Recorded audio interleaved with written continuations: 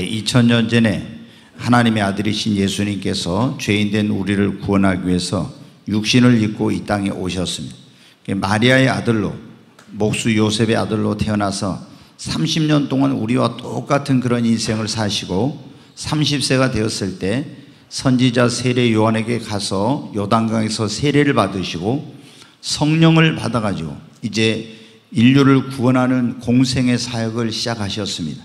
그런데 예수님께서는 하루도 빠지지 않고 쉬지 않고 천국 복음을 한 영혼이라도 더 구원하기 위해서 전하시고 병든 자를 고치고 귀신 들린 자를 귀신을 쫓아내고 눌린 자를 자유케 하고 해방시키는 이런 일을 하셨습니다.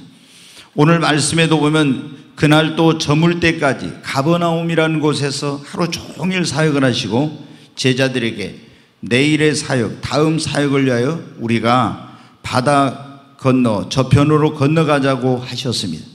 그래서 제자들이 예수님을 배에 모시고 갈릴리 바다를 건너서 가는데 바다 가운데서 갑자기 큰 광풍이 일어나게 되었습니다.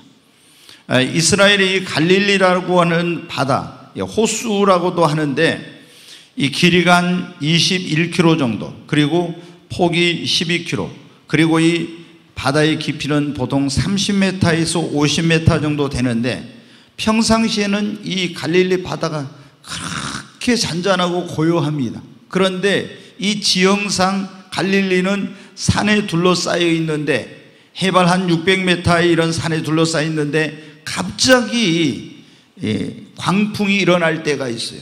그래서 이 갈릴리에는 일기예보를 정확히 할 수 없는 지역입니다. 그런데 그날 또 예수님께서 제자들과 배를 타고 건너가시는데 갑자기 큰 광풍이 일어난 거예요. 그래서 이제 이 산더미 같은 파도가 뱃전을 때리고 물결이 막 배 안으로 넘쳐 들어오는 거예요. 그래서 제자들이 놀래가지고 바가지 같은 것을 갖다가 막 물을 퍼내고 굉장히 애를 쓰지만 배 안에 물이 가득해가지고 배가 거의 침몰의 위기에 처하게 되었습니다. 제자들은 자신들의 그런 노력으로 열심히 최선을 다해서 해보지만 이 자신들의 힘으로 이 위기를 극복할 수 없다는 것을 알았습니다. 당황하다가 예수님이 어디 계신가 이렇게 보니까 예수님께서 배 밑창에 고물이라는 곳이 있는데 그 고물에서 베개를 베고 깊이 잠들어 계신 거예요. 예수님이 하루 종일 피곤하게 사역을 하셨기 때문에 골아 떨어져 가지고 예수님께서 배에서 이제 잠이 드신 거예요. 그래서 제자들이 가서 막 예수님을 흔들어 깨웁니다. 선생님, 우리의 죽게 된 것을 돌아보지 않고 지금 주무시고 있으면 어떻게 합니까? 마태복음에 보면은 주여 우리의 죽게 된 것을 어째 돌보지 않고 빨리 우리를 구원하소서 이렇게 합니다. 그러니까 이제 예수님께서 일어나셔서 바람을 꾸짖으시고 그리고 바다를 향하여 이르시되 잠잠하라 고요하라 이렇게 예수님께서 명령을 하시니까 바람이 그치고 바다가 아주 잔잔해졌습니다. 광풍이 그냥 아주 한순간 예수님의 그 말씀 앞에 그대로 잠잠해졌어요. 그리고 예수님께서 제자들에게 이렇게 말씀하십니다. 어찌하여 그렇게 무서워하였느냐? 너희가 어찌 그렇게 믿음이 없느냐? 이 믿음이 작은 자들아, 그렇게 책망을 하셨어요. 제자들은 그때 아니 이분이 과연 누구이기에 이 바람과 파도를 명령한 즉 바람과 파도도 그 한마디 말씀에 순종하고 잠잠하게 되는가 하고 놀랐습니다. 사랑하는 여러분, 우리가 정말 살아가고 있는 이 세상을 많은 사람들은 바다와 같다고 합니다. 그래서 어떤 사람은 이 세상을 고해라고 이렇게 하기도 합니다. 그런데 이 세상이란 바다에 인생의 배를 띄우고 항해하는 수많은 사람들이 갈릴리 바다에서 예수님의 제자들이 예기치 못한 큰 풍랑을 만난 것처럼 우리 인생의 항해 가운데도 예기치 못한 인생의 풍랑을 만날 때가 많이 있습니다. 20세기의 유명한 미국의 그 소설가인 노인과 바다, 종은 누구를 위하여 울리나 이런 책을 쓴 해밍웨이는 인생은 살아가면서 4가지의 풍랑을 만난다고 그렇게 말했습니다. 첫째, 대자연에서 오는 지진과 화산 폭발, 홍수 같은 이런 풍랑을 만나고, 또 질병의 풍랑, 사람을 통해서 오는 괴로운 시험의 풍랑, 그리고 자신의 마음의 고독의 풍랑을 만난다고 이렇게 했습니다. 여러분, 이 세상이라고 하는 바다를 살아가고 있는 이 가운데 인생을 항해하고 있는 사람들 가운데 인생의 풍랑을 만나지 않는 사람은 아마 한 사람도 없을 것입니다. 오늘 이 자리에 오신 여러분 가운데도 어떤 분은 자신의 인생을 송두리째 이어가는 무서운 질병의 풍랑을 만나서 지금 싸우고 있는 분들이 있을 겁니다. 또 어떤 분들은 명패나 해고나 실직이라는 풍랑을 만나서 고통 가운데 있는 분도 계시고, 코로나라고 하는 풍랑을 만나서 사업이 굉장히 어려움을 겪고 있는 그런 분도 있을 것이고, 자녀의 문제로 가정이 풍랑을 만난 분들, 결혼 생활에 배우자의 외도나 그리고 배우자의 갈등과 별거 이런 것들로 인해서 결혼 생활의 풍랑을 만난 분들도 있을 거예요. 그리고 생각하지 못한 사고나 사업의 실패로, 또 사랑하는 사람의 갑작스러운 죽음으로 이런 인생의 풍랑을 만난 분들이 계실 것입니다. 사랑하는 여러분, 우리가 인생을 살아가면서 우리가 인생에, 우리 가정의 사업에, 때로는 섬기는 교회나 내가 다니는 직장이나 내가 살아가고 있는 이 나라가 풍랑을 만났을 때 어떻게 이 풍랑을 여러분 극복할 수 있습니까? 오늘 이 본문의 말씀에 보면 갈릴리 바다에서 예기치 못한 풍랑을 만난 제자들이 이 풍랑을 극복했는데, 우리도 세상을 살아가면서 예기치 못한 인생의 풍랑을 만났을 때 그것을 극복하려면 어떻게 합니까? 예수님을 우리가 모시고 살아야 되는 것입니다. 제자들이 갈릴리 바다에서 자신들의 힘과 능력으로 극복할 수 없는 풍랑을 만났을 때 그것을 극복할 수 있는 비결은 무엇이었습니까? 그 배 안에 예수님을 모시고 있었기 때문인 것입니다. 이 바람과 파도를 잔잔케 하실 수 있는 능력의 주님이 그들과 함께하고 계셨기 때문에 자신들의 힘으로 능력으로는 그 풍랑을 극복할 수 없었지만 능력의 주님이 함께 계셨기 때문에 그 주님의 능력으로 바로 이 풍랑을 극복할 수 있게 된 것입니다. 여러분, 우리도 이런 예기치 못한 인생의 위기, 풍랑을 만났을 때 그것을 극복하려면 우리 안에 예수님을 모시고 살아야 되는 것입니다.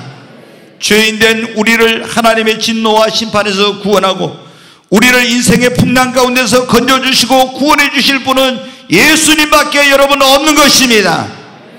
우리의 가정을 풍랑에서 건져주시고, 나의 사업을, 풍랑을 만난 사업을 위기 가운데서 건져주시고, 코로나라고는 이 질병을 통해서 위기를 만난 한국 교회와 이 나라를 풍랑 가운데서 건져주실 수 있는 분은 갈릴리 바다의 그 풍랑을 잔잔케 하시는 예수님밖에 여러분 없는 것입니다. 예수님을 모신 인생, 가정, 사업, 교회, 나라는 결코 침몰하거나 파산하지 않습니다. 여러분, 우리가 인생의 풍랑을 만났을 때 그것을 극복하려면 두 번째로 풍랑을 두려워하지 않는 담대한 믿음이 있어야 되는 것입니다. 오늘 말씀에 보면 제자들이 배 안에 능력의 주님을 모시고 있었습니다. 바람과 파도를 잔잔케 하실 수 있는 그 주님을 모시고 있었습니다. 그럼에도 불구하고 이 제자들은 두려워했습니다. 우리는 죽게 되었다, 우리는 망하게 되었다고 그들은 벌벌 떨었습니다. 왜 그랬습니까? 믿음이 없었기 때문입니다. 그래서 예수님께서 어찌하여 그렇게 두려워하느냐, 이 믿음이 작은 자들하고 주님께서 말씀하셨습니다. 여러분, 우리가 예수님을 믿고 주님을 내 안에 모시고 있어도 믿음이 작으면 조그만 그런 내 인생의 항해 가운데 노을이 일어나고 파도가 일어나고 시련의 바람이 불어와도 그것을 보고 우리는 겁을 먹고 두려워하며 아이고 죽는 거 아닌가, 망하는 거 아닌가, 어떻게 잘못되는 거 아닌가 이러면서 불안과 두려움에 여러분 떨게 되는 것입니다. 그러나 우리가 큰 믿음을 가지고 있으면은 예수님을 내 안에 우리 가정에 우리 삶에 모시고 담대하고 큰 믿음을 가지고 있으면 우리는 인생의 풍랑을 만났을 때 두려워하지 않게 되는 것입니다. 성경에 보면 욥이라고 하는 사람이 있습니다. 그 인생과 가정에 엄청난 풍랑을 만났어요. 마귀란 놈이 틈을 타가지고 그 사업을 하루아침에 다 완전히 망하게 했습니다. 그리고 10명의 자녀들을 태풍을 일으켜서 마귀가 다 또 집을 무너뜨려 가지고 죽게 만들었습니다. 그리고 육신의 몸에도 이 질병을 마귀가 가져다 줘가지고 고칠 수 없는 질병으로 정말 크나큰 고통과 어려움을 당하고, 또 사랑하는 아내는 집을 나감으로 말면 가정도 사업도 그리고 그 건강도 모든 것이 인생의 최대 위기를 여러분 풍랑을 만난 것입니다. 그런데도 욥은 낙심하거나 절망하거나 두려워하지 않았습니다. 왜 그랬습니까? 그는 그것을 이길 수 있는 담대하고 큰 믿음이 있었기 때문에 이런 환난과 시험 속에서도 하나님 앞에 예배하고 감사하고 하나님을 찬양할 수 있었던 것입니다. 그래서 이 믿음으로 말미암아 인생의 모든 풍랑을 이기고 여러분 인생의 승리자, 하나님의 축복을 받는 축복의 여러분 주인공이 된 것입니다. 여러분이 예수님을 모셨으면 이제는 여러분의 믿음을 키우시기를 바랍니다. 제가 이 보면 예수님 믿는다 한데도 불구하고요, 믿음이 성장이 안 된 사람들, 믿음이 작은 사람들은요, 무슨 조그만 일만 일어나면요, 아이고 큰일 났네, 아이고 이거 뭐 죽는 거 아니야, 이거 망하는 거 아니야, 이거 어떻게 되는 거 아니야, 이러면서 벌벌 떨어요. 왜 그럽니까? 예수님을 모시고 있는데도 아직 믿음이 성장이 안 돼서 믿음이 없는, 예수 안 믿는 사람처럼 그렇게 벌벌 떨고 이렇게 되는 겁니다. 그런데 우리가 예수님을 모시고 그분을 나의 구원자, 나의 인생의 주인으로 모시고 믿음을 성장시키면 여러분 어떻게, 어떤 광풍을 만나도 두렵지 않습니다. 그러므로 여러분이 예수님을 믿고 여러분 안에 주님을 모셨다면 이제는 여러분의 믿음을 성장시키시기를 바랍니다. 금보다 귀한 것이 믿음입니다. 하나님은 우리를 보실 때 우리의 믿음을 보십니다. 믿음을 보시고 믿음의 분량대로 축복하시고 믿음의 분량대로 쓰시는 것입니다.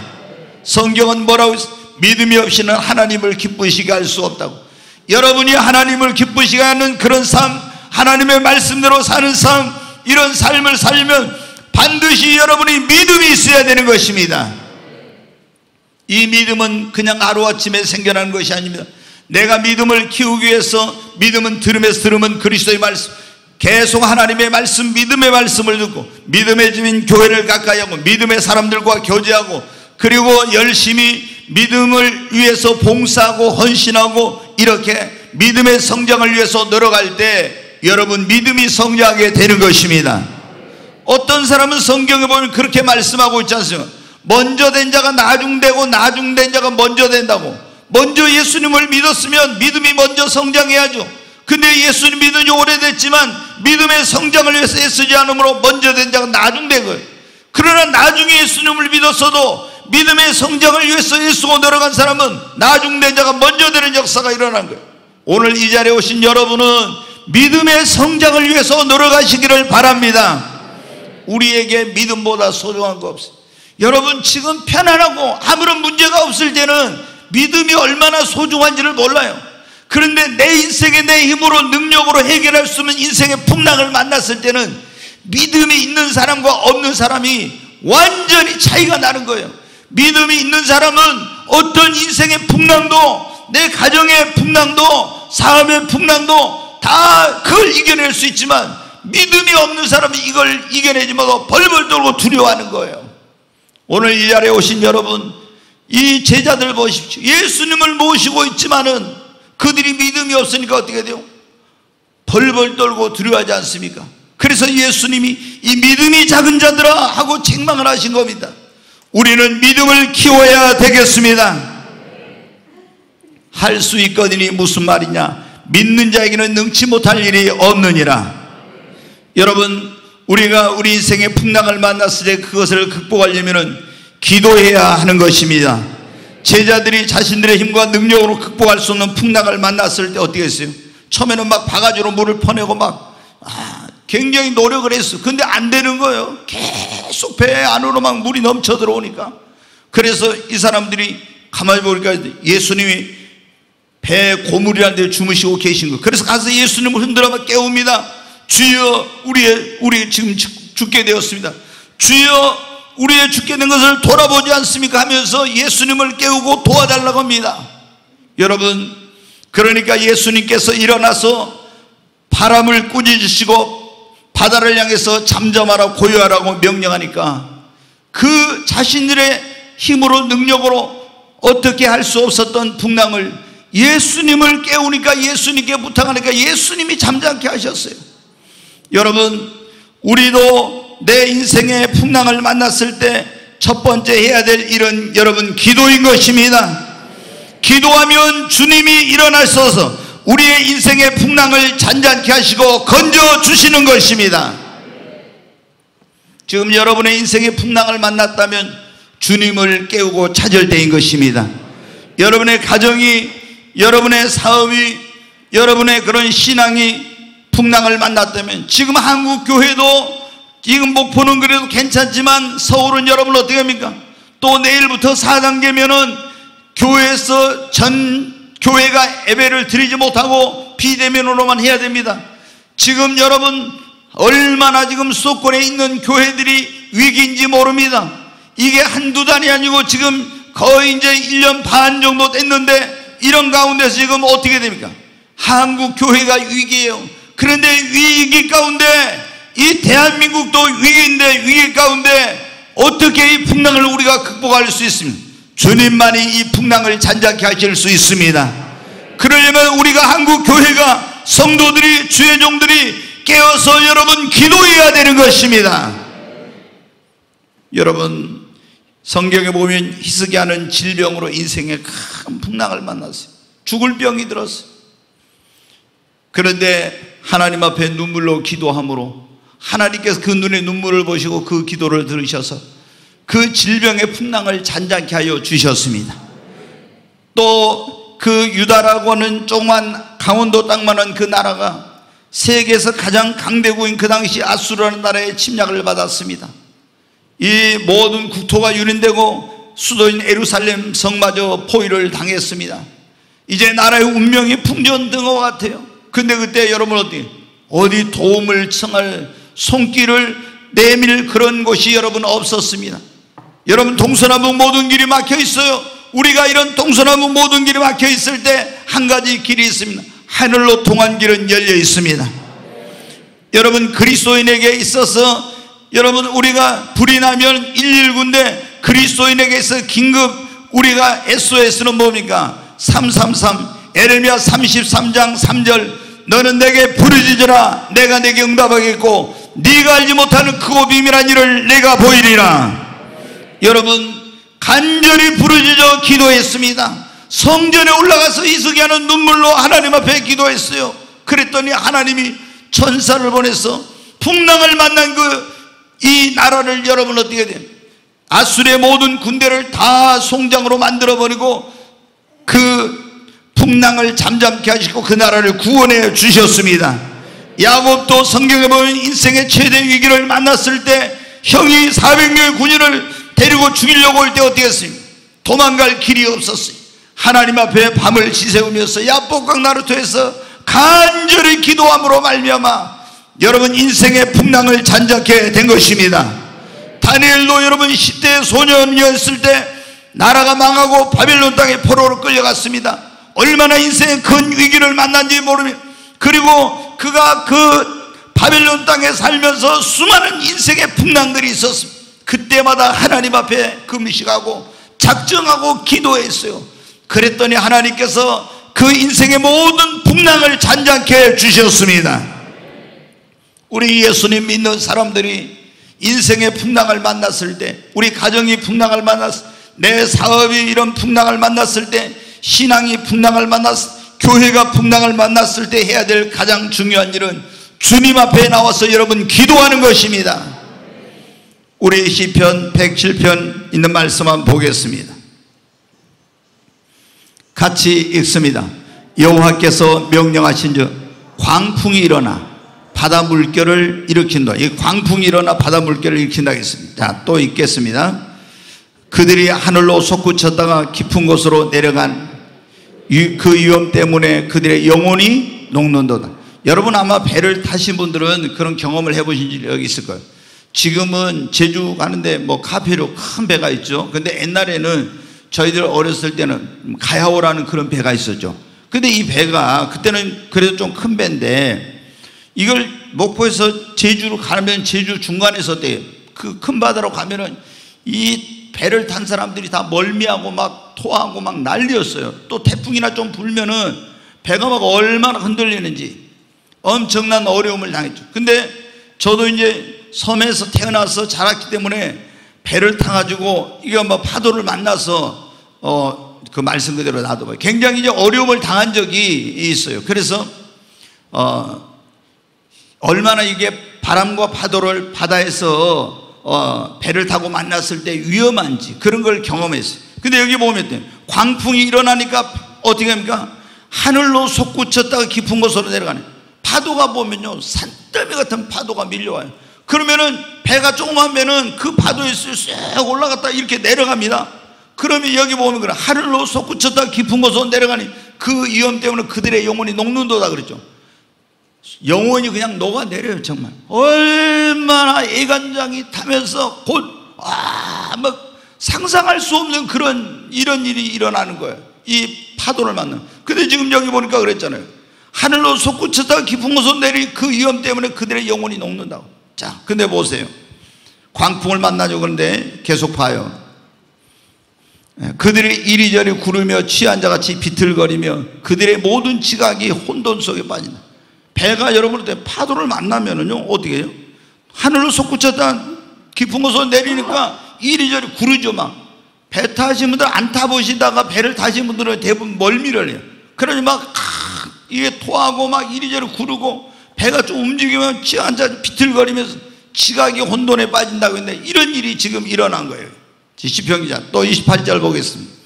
이에 그들이 그들의 고통 때문에 여호와께 같이 읽습니다. 다시 이에 그들이 그들의 고통 때문에 여호와께 부르짖으며 그가 그들의 고통에서 그들을 인도하여 내시고. 이렇게 광풍을 만나서 막 하늘로 올랐다 깊은 곳으로 내렸다 지각이 혼돈하고 구르고 굉장히 영혼이 녹아내린 것 같은 이런 고통 가운데 그들이 고통 때문에 여호와께 하나님께 부르짖으며 기도하며 그가 하나님이 그들의 고통에서 그들을 인도하여 내시고. 여러분 우리가 인생의 광풍을 만나서 진짜 하늘로 솟구쳐다 내린 것 같고 지각이 온돈하고 다 영혼이 녹는 것처럼 내 영혼이 이제는 끝났구나 막 내 가정이 끝났구나 하는 이런 고통과 어려움을 당할 때 우리가 이런 고통 가운데 있을 때 해야 될 일은 무엇입니까? 하나님 앞에 나와 부르짖어 기도하는 것입니다. 고통 때문에 여호와께 부르짖으며 그가 그들의 고통에서 그들을 인도하여 내시고. 아멘. 그 다음 말씀 보겠습니다. 광풍을 고요하게 하사 물결도 잔잔하게 하시는도다. 아멘. 그들이 고통 가운데 부르짖으며 여호와께서 광풍을 고요하게 하시고 물결도 잔잔하게 하시는도다. 여러분이 여러분의 인생의 광풍을 만났을 때, 여러분의 가정이 풍랑을 만났을 때, 여러분의 사업이 풍랑을 여러분의 신앙이 광풍을 만났을 때 여호와께 부르짖어 기도해야 되는 것입니다. 그러면 하나님이 광풍을 고요하게 하시고 물결도 잔잔하게 하사 제자들이 주님을 깨우며 주여 우리의 죽게 된 것을 돌아보지 않아서 부르짖으니까 예수님이 일어나서 바람을 꾸짖으며 바람과 파도를 명하여 잔잔하라고 하니까 잔잔해진 것처럼 우리가 기도해야 되는 것입니다. 30절 보겠습니다. 같이 읽으면 그들이 평온함으로 말미암아 기뻐하는 중에 여호와께서 그들이 바라는 항구로 인도하시는도다. 아멘. 여러분 우리가 이런 광풍을 만났을 때 기도하면 하나님께 광풍을 잔잔하게 하십니다. 그리고 우리에게 평온함을 주시고 기뻐하는 중에 여호와께서 그들이 바라는 항구 소원의 항구로 우리를 인도해 주시는 것입니다. 그러므로 우리가 인생의 광풍을 만났을 때 뭘 해야 돼요? 하나님 앞에 나와서 여러분 간절히 기도해야 됩니다. 그러면 하나님께서 능력의 주님이 바람과 파도를 잔잔케 하신 주님이 여러분의 인생의 풍랑을, 여러분의 가정의 광풍을, 여러분의 사업의 풍랑을 잔잔케 해 주실 것입니다. 우리가 인생의 풍랑을 만났을 때 오늘 그런 설교입니다. 이 풍랑을 만났을 때 그 풍랑을 극복하려면 첫째, 예수님을 우리가 모시고 살아야 됩니다. 두 번째로는 뭡니까? 우리가 믿음이 있어야 됩니다. 예수님을 믿긴 한데 믿음이 작으면 조그만 거 가지고 막 벌벌 떨고 두려워한다니까요. 못 이겨요, 여러분. 믿음이 있으면, 제가 전에도 말씀드렸죠, 믿음이 작은 사람은요, 작은 문제도 엄청나게 크게 보여요. 그리고 어휴 막 어떻게 하지 막 이래.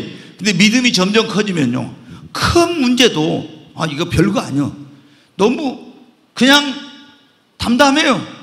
그러니까 믿음이 있는 사람은 어떤 일을 만나도 두려워하거나 놀라지 않는 거예요. 하나님께서 여러분에게 믿음의 은사를 주시기를 바랍니다.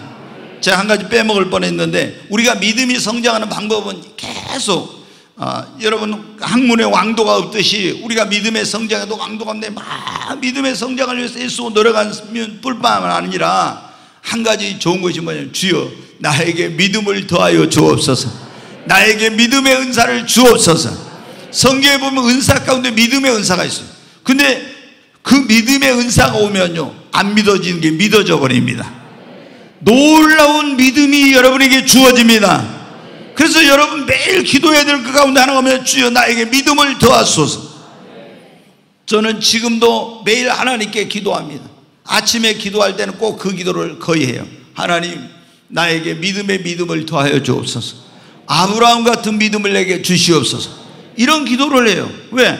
하나님은 믿음의 분량대로 역사하시고 믿음이 없이는 하나님을 기쁘시게 할 수 없고, 그러니까 내가 믿음이 있어야죠. 믿음은 축복을 담는 그릇이니까 믿음의 분량대로 축복하시고 믿음의 분량대로 쓰시고 하니까 내가 믿음이 커져야지. 아니 믿음도 없으면서 하나님 나에게 더 큰 축복 주세요, 그리고 나를 더 크게 써주세요, 소용없는 거예요. 여러분, 하나님은 우리 믿음의 분량대로 축복하시고 믿음의 분량대로 쓰시니까, 그래서 먼저 우리가 축복을 받을 믿음의 축복을 담는 것이 믿음의 그릇을 키워야 돼. 내가 더 크게 하나님께 쓰임 받으려면 믿음의 그릇을 여러분 키워야 됩니다. 그리고 믿음이 있으면 어떤 시련이 와도, 광풍이 불어와도 요동치 않습니다. 아멘. 자, 우리가 인생의 풍랑을 만났을 때 그걸 극복하려면 믿음이 있어야, 세 번째 기도해야 됩니다. 그리고 우리가 풍랑을 만났을 때 해야 될 일 가운데 하나님은 자신을 성찰하고, 혹시 내가 하나님 앞에 잘못 산 거, 합당하지 못한 거 있는가 이거 살펴보고, 이런 게 있으면요 빨리 여러분이 회개해야 됩니다. 자, 우리가 인생의 풍랑을 만난 원인 가운데는 요나처럼, 요나가 성경에 보면 어떻게 돼요? 하나님이 너 아수르의 수도 니느웨 가서 회개하라고 해라. 그렇지 않으면 40일 후에 하나님이 이 성을 멸망시킨다고 하나는데, 이 요나는 어떻게, 하도 이 아수르가 이스라엘을 괴롭혀서 하나님이 저놈들은 심판해야 돼, 저것들 구원받으면 안 돼, 그래가지고 어떻게, 아수르의 수도인 니느웨로 가라는 데 있죠. 요바라는 데로 배를 타고 와서 그 아수르의 수도인 니느웨하고 반대인 방향으로 도망을 갔어요. 그러니까 제가 예전에 그런 말씀드렸죠. 조윤기 목사님이 옛날에 미국에 집회를 갔다가 비행기 타고 오는데 주님이 비행기에서 갑자기 그러시죠. 너 일본에 가서 일본을 복음하고 일본 사람들에게 복음을 전하라, 이런 일을 하대요. 그래서 조윤기 목사님이 저는 못합니다. 왜냐하면 자기가 그 살아오면서 일제시대에 살아오면서 고통을 당했잖아요. 그러니까 일본 놈들 망해야지 어떻게 일본 놈들이 구원받으면 되냐고, 그래가지고 안 해, 나 주님 못한다고 막 이랬대요. 근데 이제 한국에 와서 있으면은 계속 이제 뭘 하기만 하면 주님이 너 가서 일본에 가서 1000만 명의 영혼을 구원해라, 1000만 명의 영혼을 구원하라 한 거예요. 그래가지고 이제 얼마나 고통 가운데 있다가 할 수 없이, 근데 일본에서 초청이 왔어요. 그래서 초청이 와서 어디 기도원에가 집회를 딱 하는데 강단에 올라온 조윤기 목사님이 복음을 전해서 예수님을 전하고 구원받으려야 될 거 아닙니까? 그런데 이 강단에 올라오도 울더니 나는 당신들을 미워한다고, 당신들을 저주하고 당신들이 구원받기를 원하지 않는다고 이랬다 가면서 막 거기서 대성통곡한 거예요. 그래가지고 일본 목사님들이 조윤기 목사님을 막 끌어안고 울면서 우리가 잘못했다, 우리가 당신들의 고통 준 거 잘못, 막 이러면서 막 그 목사님들이 거기서 막 같이 회개하고 울고 막 이런 일이 났어요. 왜? 일본에 36년 동안 우리가 식민지 생활하면서 얼마나 많은 고통을 당했습니까? 그러니까 예전에 우리 사람들 어떻게 하면 우리나라 선조들 어떻게 합니까? 외놈이라고 한다고 일본 놈이라고 그냥 일본 사람이란 말도 안 하죠. 잘 되는 거 그냥 일본이 잘 되면 배 아프고 항상 그랬잖아요. 그랬는데 이 요나도 똑같은 거예요. 아수르가 강대국이든 유대인은 힘이 없는데 맨날 침략을 해가지고 괴롭히고 포로로 잡아가고 이러니까 어떻게 돼? 하나님이 저것들은 그냥 불을 내려가지고 소돔과 고모라처럼 멸망을 시켜버려야지 이런 생각을 가지고 있는데, 아니 가서 거기다 회개 안 하고 회개하지 않으면 40일을 멸망시킨다. 그럼 저들이 회개해버리면 멸망한다 하지 안 하잖아요. 그래서 통으로 가는데 서로 도망을 친 거예요. 근데 하나님이 여러분 어떻게 해요? 요바에서 배를 타고 다시스라는 데로 도망갔는데 지중해에서 그 바다에다 광풍을 일으킨 거예요. 그래가지고 결국에 제비를 뽑아가지고 요나가 바닷속에 던져지게 되고 물고기 뱃속에 들어갔잖아요. 왜 이런 여러분 인생의 강풍을 만나서 하나님 주신 사명을 저버리고 불순종한다 그랬죠? 여러분 다윗도 왜 인생의 그런 아들한테 왕의 권좌에서 쫓겨나고 피난가고 도망치고 막 이런 엄청난 어려운 일을 당했습니까? 우리아의 밧세바를 데려다가 간음을 행하고 우리아를 죽이고 이런 죄 때문에 그런 거예요. 여러분 므낫세라고 하는 유다의 왕은 왜 아수르의 군대에 붙들려 가지고 온몸을 찹쌀줄로 꽁꽁 묶여 가지고 질질 끌려서 이렇게 여러분 끌려가게 된지 아십니까? 자기 아버지는 경건한 사람이 있었기한데 이 아들은 타락해 가지고 우상 숭배했기 때문에 그런 거예요. 그런데 이렇게 광풍을 만났던 요나 그리고 이 다윗 므낫세가 어떻게 했습니까? 자신의 잘못을 깨닫고 회개하자 하나님께서 그 인생의 광풍을 잔잔하게 주신 것입니다. 우리가 인생의 광풍을 만났을 때 우리 자신의 삶을 한번 성찰해봐요. 혹시 내가 하나님 앞에 합당하지 못한 거, 불순종한 거, 죄 지은 거 이런 거 없나? 있으면 철저히 회개하면 하나님은 우리 인생의 광풍을 잔잔케 해주십니다. 그러나 성경에 보면 사울왕은 이런 인생의 풍랑을 만났을 때, 또 애굽의 바로왕도 인생의 풍랑을 만났을 때 회개하지 않음으로 결국에 어떻게 돼요? 그 인생도 망하게 되고 그 나라도 망하게 되는 그런 역사가 일어나게 된 거예요. 여러분 회개가 살 길인 것입니다. 우리가 회개하면 주 앞으로부터 유쾌하게 되는 날이 오게 될 줄로 믿습니다. 여러분 우리가 인생의 풍랑을 만났을 때 그 풍랑을 극복하려면 환경을 바라보지 말고 능력의 주님을 바라보고 그분의 말씀을 들어야 되는 것입니다. 환경과 문제만 바라보면 겁이 나고 두렵습니다. 자, 마태복음 14장에 있는 말씀 한번 보겠습니다. 같이 읽겠습니다. 예수께서 즉시 이르시되 안심하라, 나니 두려워하지 말라. 베드로가 대답하여 이르되 주여, 만일 주님이시거든 나를 명하사 무리로 오라 하소서하니, 오라 하시니 베드로가 배에서 내려 무리로 걸어서 예수께로 가되 바람을 보고 무서워 빠져가는지라 소리질러 이르되 주여 나를 구원하소서 하니, 예수께서 즉시 손을 내밀어 그를 붙잡으시며 이르시되 믿음이 작은 자여 왜 의심하였느냐 하시고 배에 함께 오름에 바람이 그치는지라. 네, 30절 말씀 다시 한번 보여주세요. 네, 이제 오늘은 이게 보면 예수님께서는 갈릴리 바다를 건너서 왔다 갔다 하시면서 복음을 전하셨는데, 어느 날은 예수님이 제자들만 배를 타고 보내고 예수님은 산 위로 이제 기도하기 위해서 밤에 올라가셨어요.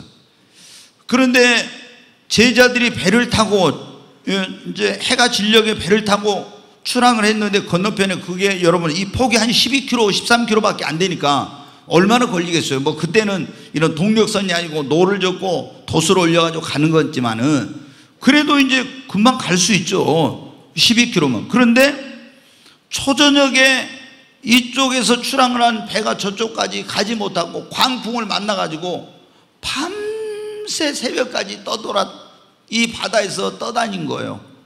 얼마나 고통을 당했네. 그런데 산 위에서 기도하시던 예수님께서 새벽 4경쯤 됐을 때 예수님이 무리로 걸어서 지금 풍랑을 만나서 고통 가운데 있는 제자들이 있는 그 배를 향해서 오시는 거예요. 그러니까 제자들이 물 위로 걸어가는 사람 한 번도 본 적이 없잖아요. 갑자기 예수님이 물 위로 걸어서 오니까 유령인 줄 알고 유령이다 하고 막 두려워가지고 어쩔 바를 알지 못했어요. 그러니까 예수님은 나니 두려워하지 말라, 안심하라 그래요. 그러니까 시몬 베드로가 뭐라 합니까? 주님이시거든 나를 명하여 물 위로 오라 하소서. 야, 진짜 겁도 없죠. 물 위로 오라 하소서 그런 거예요. 그러니까 예수님은 오라 그런 거예요. 그 오라 하니까 베드로가 어떻게 했습니까? 물 위에다가 발을 내디어 보니까 붕 빠져야 돼. 안 빠져요. 그래서 예수님을 바라보고 물 위를 그 풍랑이는 파도가 치는 바다 위를 걸어서 예수님을 바라보고 가는 거예요. 가다가 정신이 번쩍 들었던지 예수님을 안 보고 바람과 파도를 보니까 내가 지금 무슨 내 정신이야 이거? 그러죠. 아니 이게 지금 도대체 뭐야 이거? 하는 순간 예수님을 안 바라보고 바람과 파도를 바라보고 무서워하는 순간 바닷속으로 빠지게 된 거예요. 그 허우적거리면서 주여 나를 구원하소서 막 이렇게 소리를 지른 거예요. 그러니까 예수님이 어떻게 슉 오셔서 베드로의 빠져가는 손을 딱 잡으시고 건져주셨어요. 그리고 믿음이 적은 자요 왜 의심하였느냐. 여기 보니까 바람을 보고 뭐예요? 빠져가는지라 그랬죠. 예수님을 바라보던 베드로가 예수님 안 바라보고 바람을 바라보고 환경을 바라보고 문제를 바라보고 이렇게 하다가 어떻게 했습니까? 빠졌어요. 우리도 여러분 우리가 인생의 항해를 하다가 우리 인생이라는 배가 가정이라는 배가 사업이라는 배가 어떤 풍랑을 만났을 때 능력의 주님 바람과 파도를 잠잠케 하시는 그 전능하신 주님을 바라봐야 되는데 주님을 바라보지 않고 환경만 바라보고 문제만 바라보면 어때요? 겁이 덜컥 나가지고 절망의 바다에 낙심의 바다에 빠지게 되는 거예요.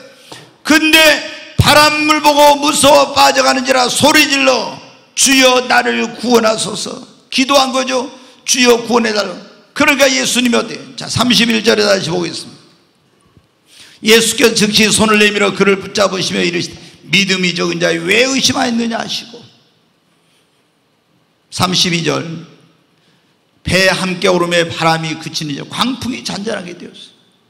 여러분 우리가 인생을 살아가다 보면 인생의 풍랑을 만나지 않는 사람이 없어요.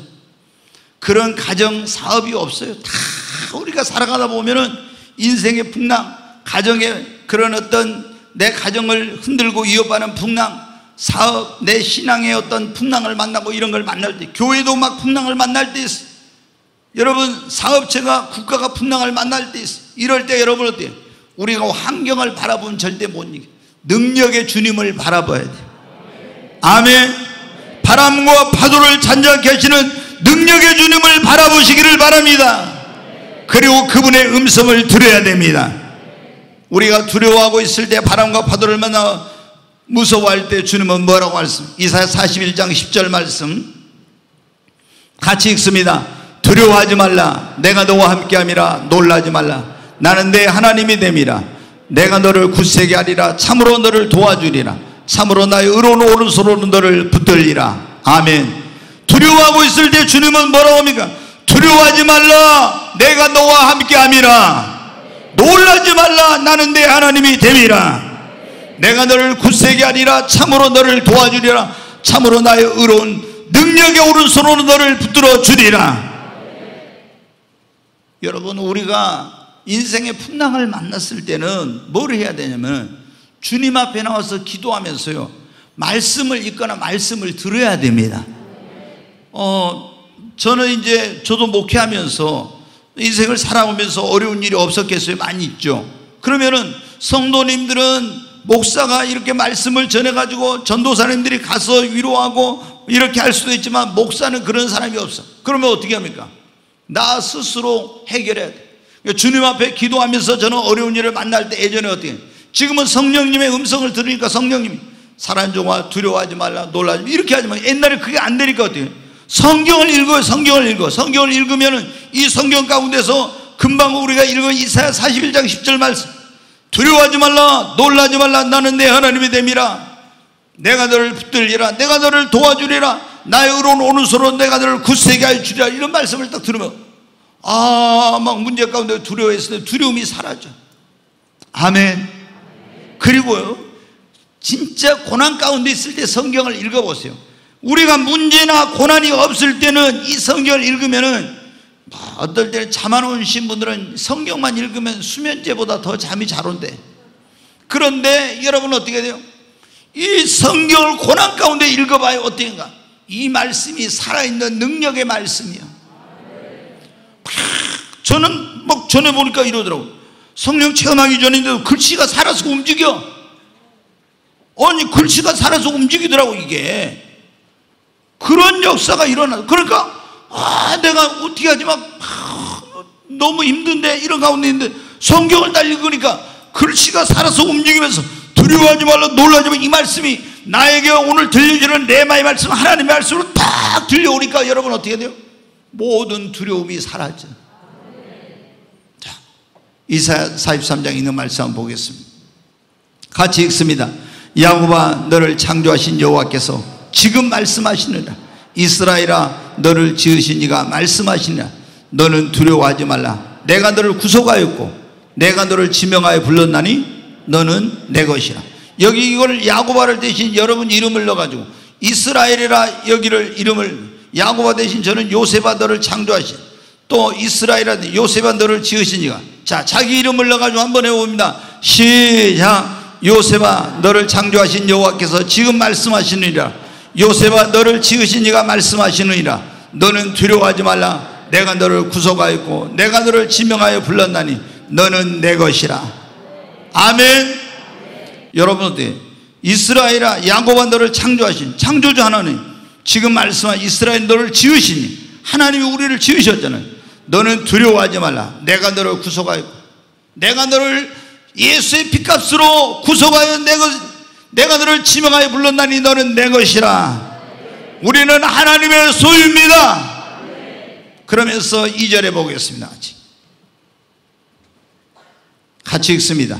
네가 물 가운데로 지날 때 내가 너와 함께 할 것이라. 강을 건널 때 물이 너를 침몰하지 못할 것이며 네가 불 가운데로 지날 때 타지도 아니할 것이요 불꽃이 너를 사르지도 못하리니. 여기 보면 네가 물 가운데로 지날 때 뭐라고요? 내가 너와 함께 할 것이니 강을 건널 때 물이 너를 침몰하지 못할 것이네. 아멘. 인생의 풍랑이 너를 침몰시키지 못할 것이며 네가 불 가운데로 지날 때 타지도 아니할 것이요 불꽃이 너를 사르지도 못하리니. 이스라엘 백성들이 홍해 바다를 건널 때 그 물이 어떻게 너를 침몰치 못한다고 침몰치 못했잖아요. 다니엘이 새치고 사드락과 메삭과 아벳느고가 우상 숭배 안 한다고 불못불에 7배나 뜨거운 불못불에 들어갔는데 여러분 그 불꽃이 사르지도 못했지 않습니까? 여러분, 우리가 인생의 어떤 그런 홍수를 만났을 때, 우리가 불같은 시험을 통과할 때 딱 이 말씀 읽으면 엄청난 인생에 지금 광풍이 몰아치고 막 홍수가 몰아칠 때 이 말씀은 네가 물 가운데를 지날 때 내가 너와 함께, 하나님이 함께하면 무슨 문제입니까? 강을 건널 때 물이 너를 침몰치 못할, 네가 불 가운데로 불같은 시험을 지날 때도 타지 아니할 것이 불꽃이 너를 사르지도 아니하니라. 그러면 얼마나 큰 위로가 되는지. 아멘. 그러니까 말씀을 여러분이 고난 가운데 있으면 인생의 풍랑을 만나 이기려면 능력의 주님을 바라보고 주님의 말씀을 들으시기를 바랍니다. 자, 저 금방 마치겠습니다. 사도행전 27장 13절부터 15절에 있는 말씀 같이 읽겠습니다. 남풍이 순하게 불매 그들이 뜻을 이룬 줄 알고 닷을 감아 그레데 해변을 끼고 항해하더니 얼마 안 되어 섬 가운데로부터 유라굴로라는 광풍이 크게 일어나니 배가 밀려 바람을 맞추어 갈 수 없어 가는 대로 두고 쫓겨가다가 20절 보겠어요. 여러 날 동안 해도 별도 보이지 아니하고 큰 풍랑이 그대로 있음에 구원의 여망마저 없어졌더라.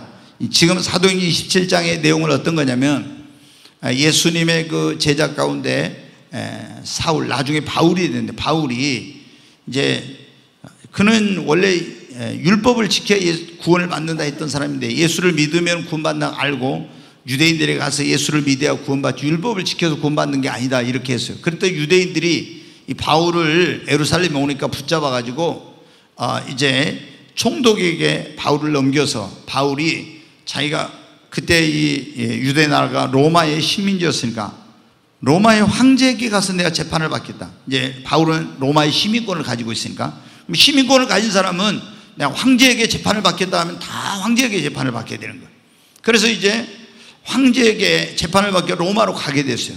근데 지금 같으면 이스라엘에서 지금 로마, 이탈리아로 갈 때 비행기로 가보면 금방 가죠. 근데 그 당시는 이런 교통수단이 발달이 안 됐을 때니까 배를 타고 지중해를 거쳐서 로마로 가는 겁니다. 근데 가다가 어떤 미양이라는 항구에 도착했는데 바울이 기도해 보니까 이번에 가면은 큰 어려움을 만날 것 같아, 이 풍랑을. 그래서 여기서 겨울을 지내고 가자는데 백부장이, 바울을 호송하는 백부장이 선장과 선주를 불러다 물어봅니다. 그럼 선장과 선주는 바다에 대해 잘 아는 사람이잖아요.